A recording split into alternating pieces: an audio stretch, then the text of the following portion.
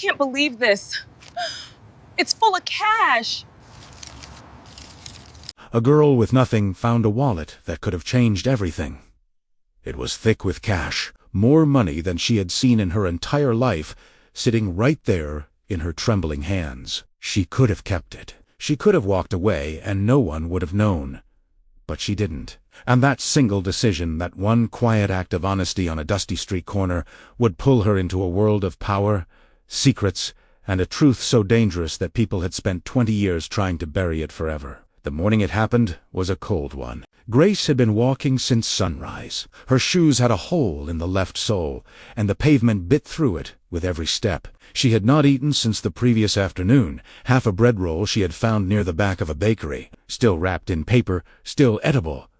She told herself it was enough. Grace was good at telling herself things were enough. She was 22 years old. She had no home that was truly hers. For the past 4 months she had been sleeping in a narrow room above a church hall, a room that the pastor's wife let her use in exchange for cleaning the building every morning before dawn. She swept, she mopped, she folded chairs. Then she walked the streets looking for work, any work that could give her enough to rent a proper room, to buy food without counting coins, to begin a life that looked like a life. She had applied to 12 jobs in the past 3 weeks.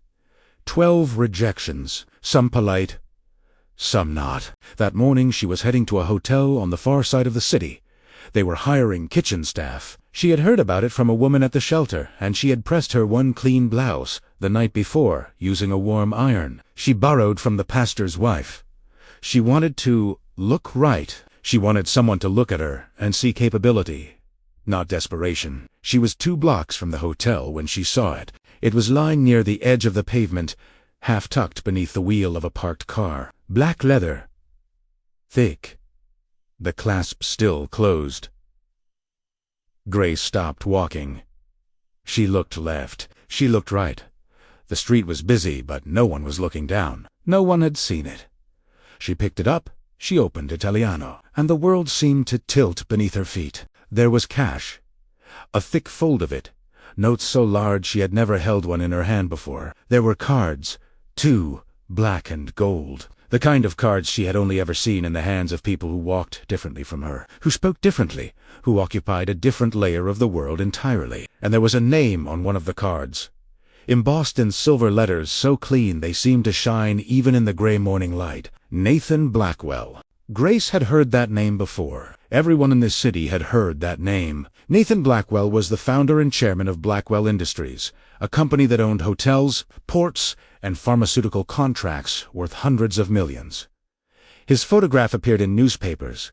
His name appeared on buildings. He was the kind of man whose world and Grace's world were not supposed to touch. And yet here was his wallet in her cold and hungry hands. Before we continue, please like this video and subscribe to our channel so you never miss a story. Now, let us go back, because to understand what happened next, you need to understand who Grace truly was, and who Nathan Blackwell truly was, because nothing about this story is what it first appears to be. Nathan Blackwell was 44 years old, and he had built his empire the way some men build walls, out of grief and anger, and the desperate need to prove something to people who were no longer alive to see it.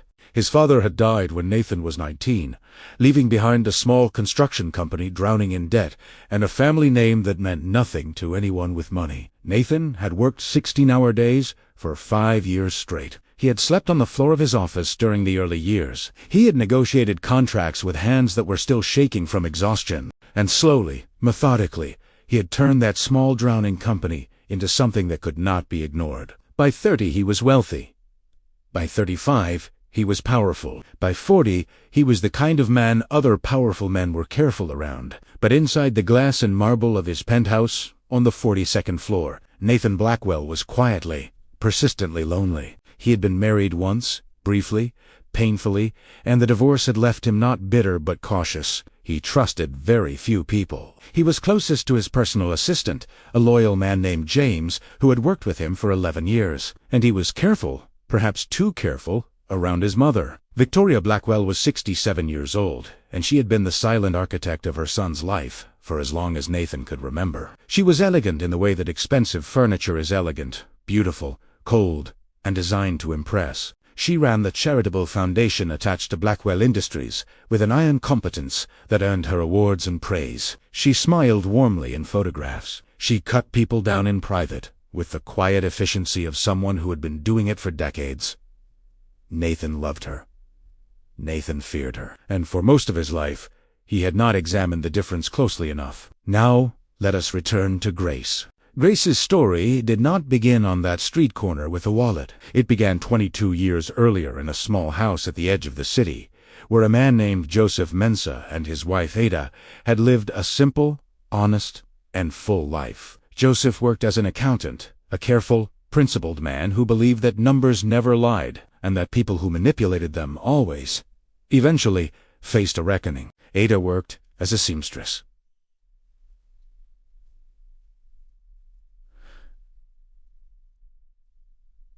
They were not wealthy, but their home was warm, and their daughter was loved, and Grace's earliest memories were of laughter and the smell of her mother's cooking and the sound of her father's voice reading to her in the evenings. Then, when Grace was 4 years old, both her parents died in a car accident. That was what she had been told. That was what everyone had told her, for as long as she had been old enough to ask. She had grown up in a series of foster homes after that.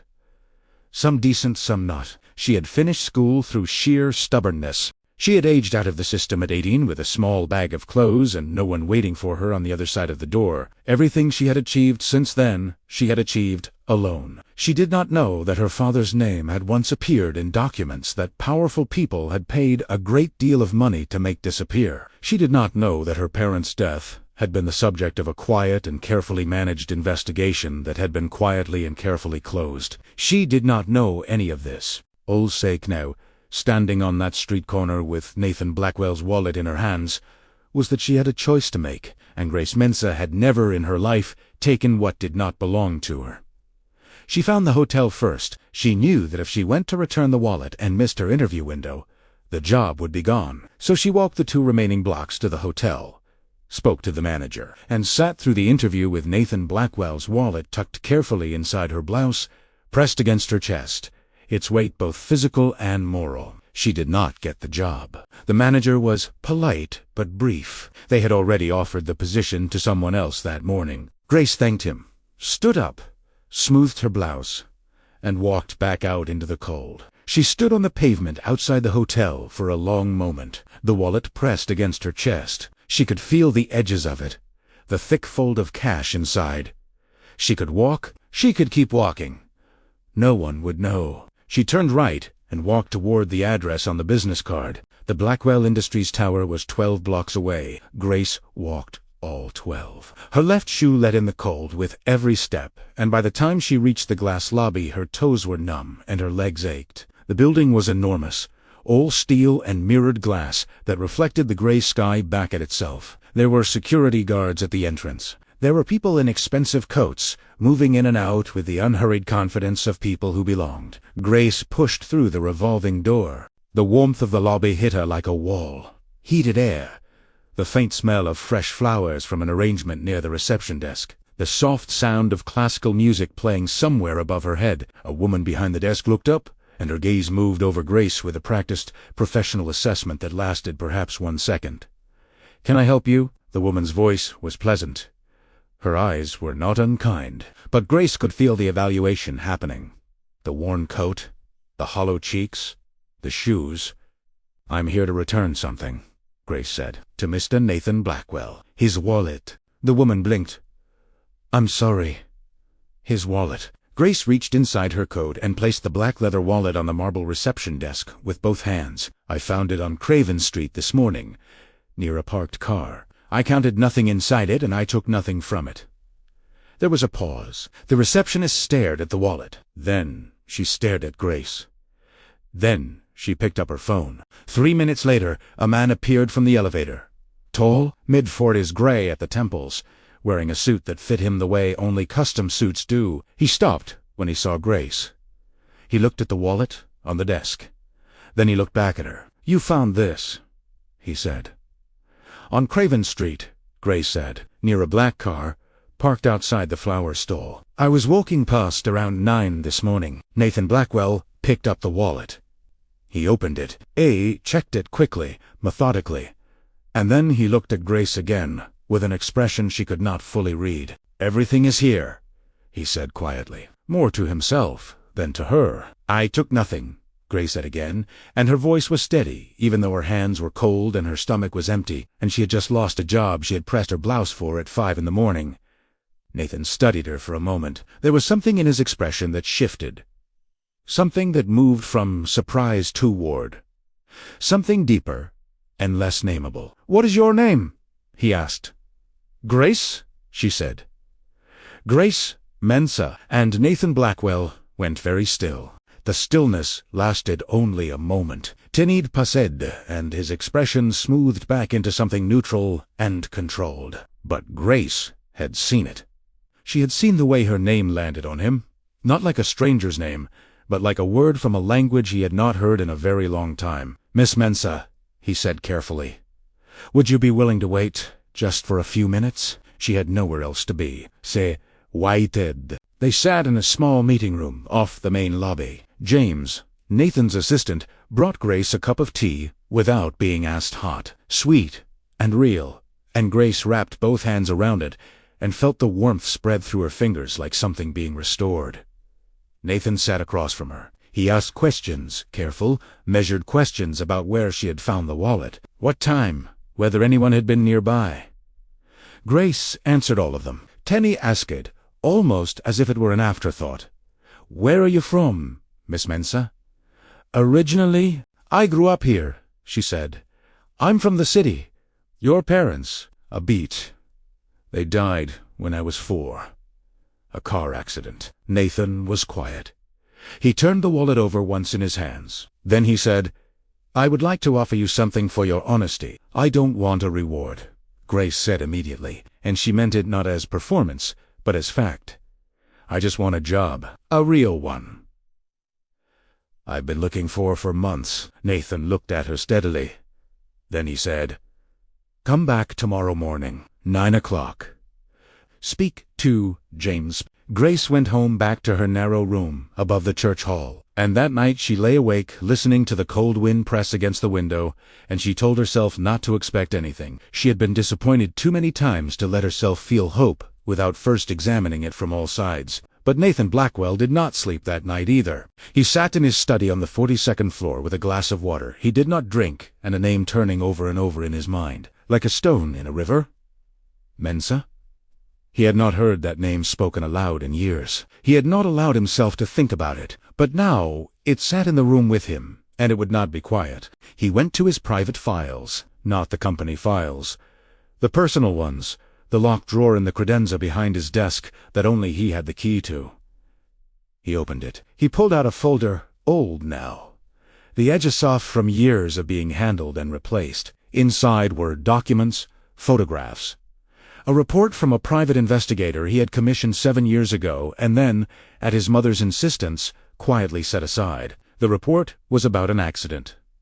A car accident. 14 years before the date of the report, a couple named Joseph and Ada Mensa. Nathan sat with the folder open in his hands for a long time, because the report did not say what he had always been told. The official record said the accident had been caused by brake failure, mechanical, accidental, tragic. But the private investigator's report told a different story. The brakes had not failed on their own. There were photographs of the vehicle taken 3 days after the accident, photographs that had never made it into the official file. There was evidence, technical, specific, undeniable to anyone who knew what they were looking at, that the brake line had been deliberately compromised. Someone had known that Joseph and Ada Mensa would be driving that road that night. Someone had made sure they did not arrive. Nathan had first read this report 7 years ago. He had confronted his mother. Victoria had been calm.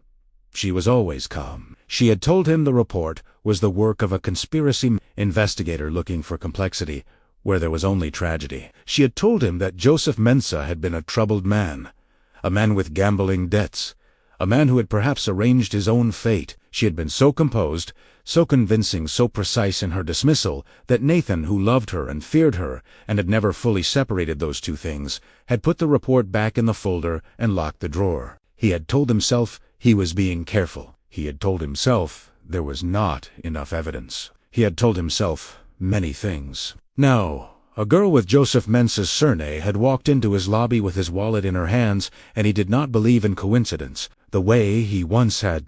The next morning Grace arrived at 9. James met her in the lobby and led her upstairs, not to Nathan's office, but to a small administrative floor where a human resources manager named Helen was waiting. Helen offered Grace a position as a junior administrative coordinator. The salary was modest, but real. The hours were regular. There was a health benefit and a monthly transport allowance. Grace accepted without negotiating because she did not yet know that she could. She started the following Monday. She was punctual, precise, and quiet. She learned quickly. She did not call attention to herself. She ate lunch alone for the first 2 weeks, not out of sadness, but out of caution. The particular caution of someone who has learned to hold new good things lightly in case they are taken away. Nathan watched her from a distance that he maintained carefully. He watched the way she moved through the office. Head down, work done, no complaints. He watched the way she treated the cleaning staff and the security guards with a warmth and directness that most of the employees in the building had long since abandoned. He did not approach her directly.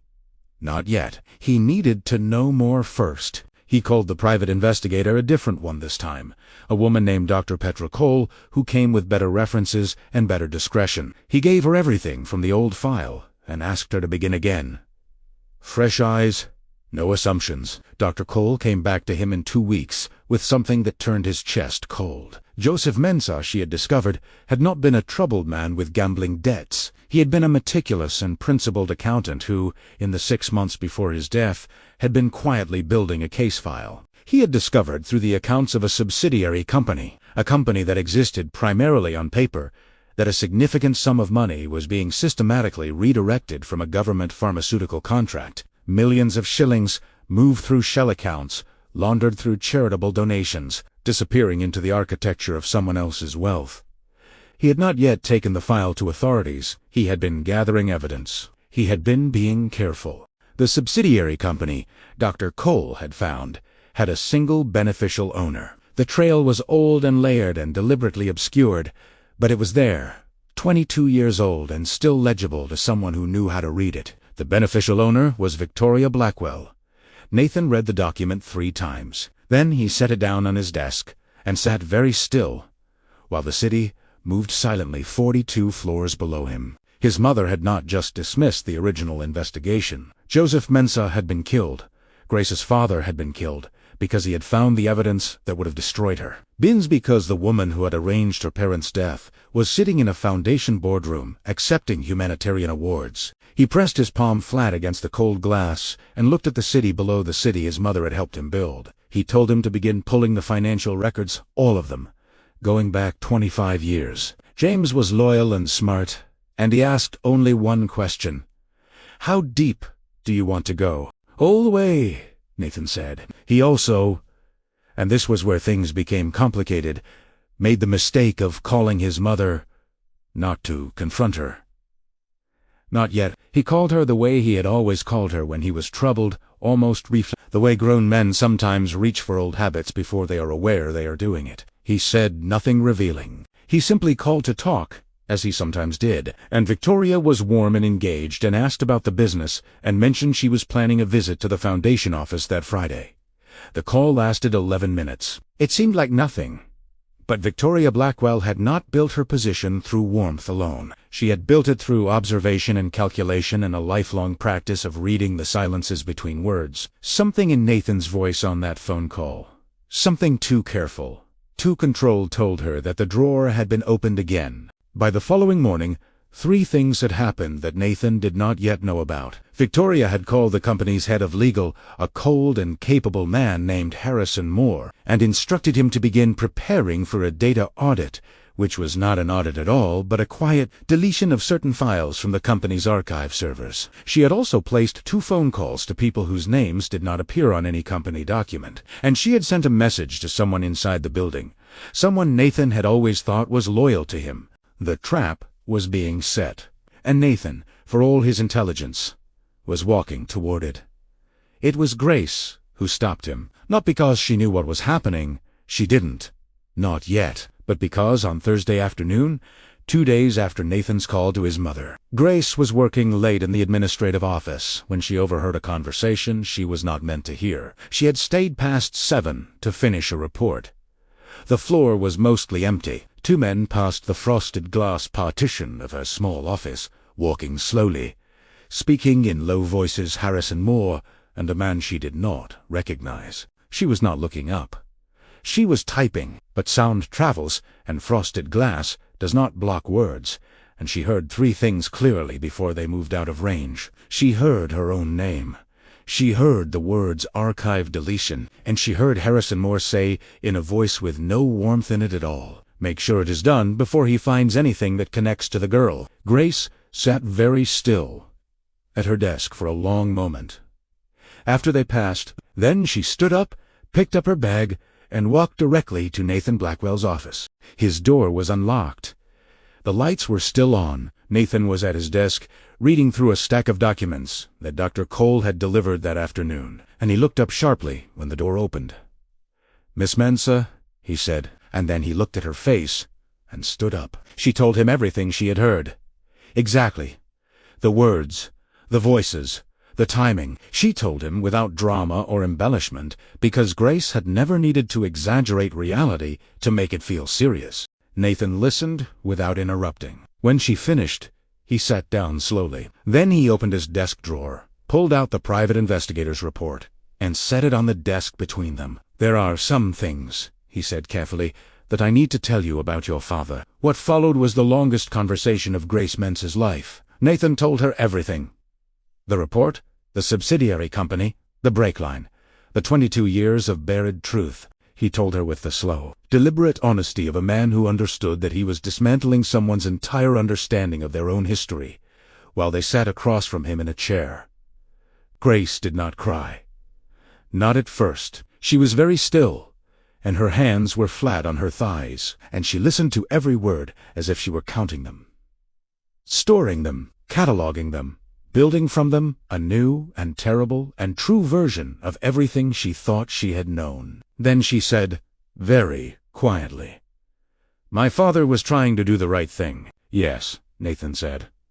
"And she had him killed for it, yes." Grace looked at the window. Outside, the city glittered, thousands of lights, thousands of lives, indifferent and ongoing. Then she turned back to Nathan, and her voice, when it came, was steady and clear and absolute. "Then we cannot let her keep what she took." The confrontation with Victoria Blackwell happened on a Friday morning in the same boardroom where she had accepted her last humanitarian award. Nathan had arranged it carefully, Dr. Cole present, the financial documents organized in folders on the table, and 2 representatives from the Financial Crimes Authority who had agreed, after Nathan's call to them the previous evening, to attend as official witnesses. Victoria arrived in her usual way, composed, immaculate, the faint smell of her expensive perfume entering the room before she did. She saw Nathan.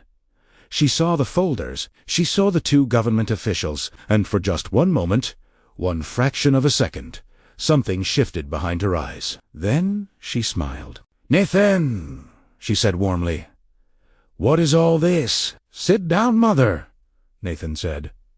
His voice was level. "Please?" She sat. She folded her hands on the table. She looked at the folders with an expression of polite curiosity. Nathan opened the first folder. He placed a document in front of her, the subsidiary account records. "This company," he said, "processed 14 million shillings between 1998 and 2001. The money came from the government pharmaceutical contract. The beneficial owner is you." Victoria looked at the document. "This is old, Nathan. These records have been reviewed. Not by the Financial Crimes Authority," Nathan said quietly. "Not by anyone outside the company. You made sure of that." A pause. "I don't know what you think you've found. Joseph Mensah found it first," Nathan said. In 2002, he was building a case file. He was going to take it to the government. The temperature in the room seemed to drop several degrees. Victoria was quiet for a moment. "Tens aside, Joseph Mensah was an unstable man. His death was a tragedy. His brake line was cut," Nathan said. "I have photographic evidence and a technical analysis from an independent forensic engineer." He placed the second document in front of her. His wife was in the car.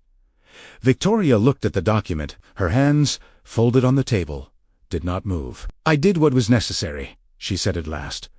Her voice was perfectly level. "I built something. I built everything you have, Nathan. Everything you used to become what you are. I protected it." Nathan looked at his mother for a long moment. The woman who had raised him. The woman he had loved. The woman he had feared. He looked at her, antennae side, and his voice did not waver, not even slightly. "You murdered 2 innocent people and left their daughter alone in the world for 22 years. There is no word for that except wrong, and there is no protection I owe you that is larger than the truth I owe her." Victoria Blackwell said nothing. The 2 representatives from the Financial Crimes Authority leaned forward, and one of them placed a hand on the documents, and from that moment, the empire that Victoria had spent 30 years building began slowly, irreversibly, to come undone.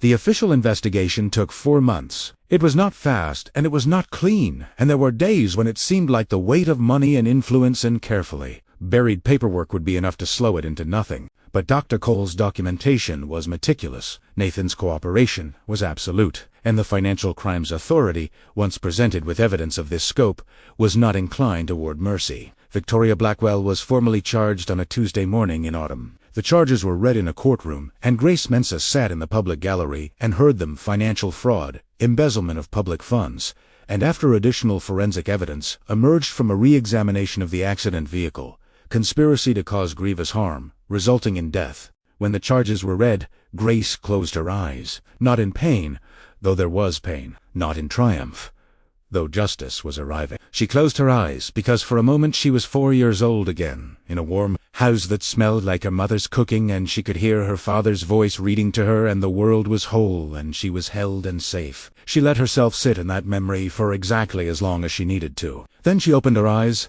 and she came back to the present, and she breathed.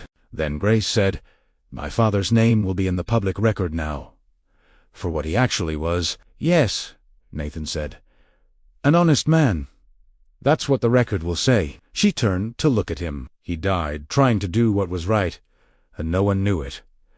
"People will know it now," Nathan said. "Everyone will know it." Grace nodded once, but something in it had shifted. Some small but permanent weight had been moved from one side of the scale to the other, and the scale would not go back to the way it was before. Victoria Blackwell was convicted 8 months after her arrest.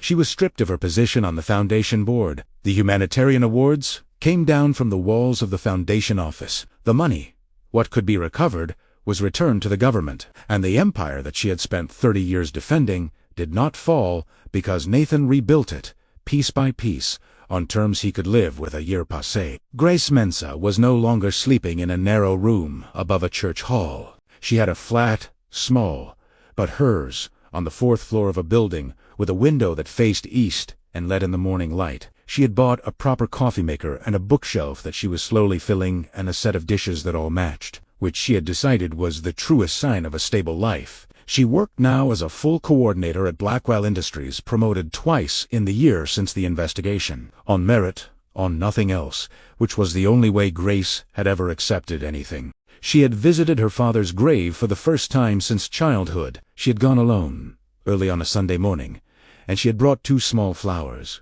one for Joseph, one for Ada. And she had stood in the quiet of the cemetery and talked to them. Not to the headstone, but to them. She told them what had happened. She told them that people knew now. She told them that their daughter had not been lost. Exactly, that she had held on to something they had given her, even when she had nothing else, and that holding on to it had brought her here. She told them she was okay. Nathan Blackwell was changed in the way that people are changed, when they finally stop carrying something they should have put down years ago, He was lighter, more careful with his words, and more deliberate with his choices. He had restructured the foundation his mother had run, appointing a new board with external oversight, and he had quietly funded a scholarship in the names of Joseph and Adamensa for young people from difficult circumstances who showed, above all else, the quality that Grace's parents had died for. The scholarship was called the Integrity Award. As for Victoria Blackwell, she served her sentence in a facility 3 hours from the city. Nathan visited her once in the first year. They sat across from each other at a table in a visiting room, and it was difficult, as all true things are, and neither of them pretended otherwise. He did not absolve her. He did not abandon her entirely. He told her he would come back, not because it was easy, but because it was honest. And honesty was the thing he had decided to build his life around from now on. She said nothing when he said that, but she looked down at her hands for a long moment, and something in her face moved. It was Enoog. It was a beginning, and Grace Mensa, who had walked into a glass lobby one cold morning with nothing but a lost wallet and a decision she had already made before she fully understood its cost, continued building her life brick by ordinary brick, day by chosen day in the city that had once seemed to have no place for her at all. She kept her father's name in her heart, like a compass, like a light that had never gone out, even in the rooms where she had no lamp and no window and no certainty that morning was coming, because integrity, real integrity, the kind that holds when the wallet is thick and the street is empty and no one is watching, does not need an audience to remain true. And the girl who had nothing proved that one honest act can shake the foundations of the most powerful empire in the city. Because some things are stronger than money, and honesty is one of them. Thank you, friends, for joining us for this story. If Grace's courage moved something in you, if her father's name deserved to be spoken aloud, then subscribe to our channel and click the bell so you never miss a story like this one. Every story we tell is a reminder that integrity is not weakness. It is the most powerful thing a human being can carry. Watch our next story here, and until then, hold on to what is yours. Hold on to what is true. Goodbye, friends, and welcome back whenever you are ready.